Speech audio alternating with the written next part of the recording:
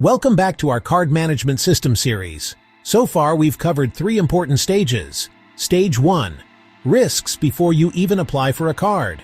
Stage 2, loopholes between approval and delivery. Stage 3, safe activation and first-time use. Today, we move to Stage 4, ongoing card usage and monitoring. This is the part where most people relax, but in reality, ongoing vigilance is the difference between safe card ownership and becoming a victim of fraud. A lot of fraud doesn't happen on day 1. Scammers often wait weeks or months, then strike when you least expect it. That's why Stage 4 is not just about spending, it's about detecting the red flags early. In this stage, we'll focus on key red flags during daily usage, how fraudsters operate after your card is already active, preventive actions to keep your card and your money safe. Red flag 1, unexpected or duplicate charges in your bill. If you didn't make that purchase, it's a problem. Red flag 2, small test transactions from unknown vendors. Fraudsters test if your card is active before making bigger charges.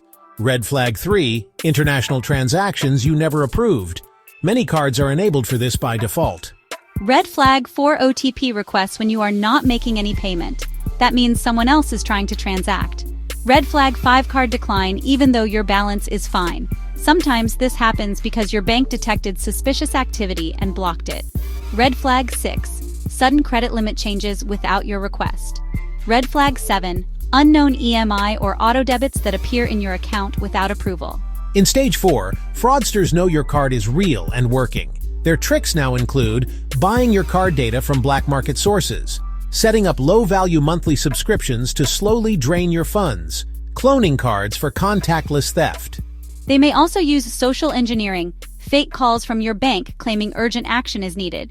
The aim is to get your OTP or CVV. Prevention. Step 1. Turn on real-time transaction alerts in your bank app. Step 2. Check statements weekly, not just when the bill is due. Step 3. Set spending limits for domestic and international usage. Step 4. Never save your card details on websites or apps you don't fully trust. Step 5. Use virtual cards for online shopping to hide your real card number. Step 6.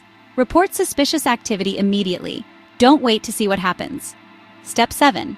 Change your PIN and online banking password periodically. Stage 4 is where most fraud actually happens. Not in the flashy scams, but in the quiet, unnoticed transactions.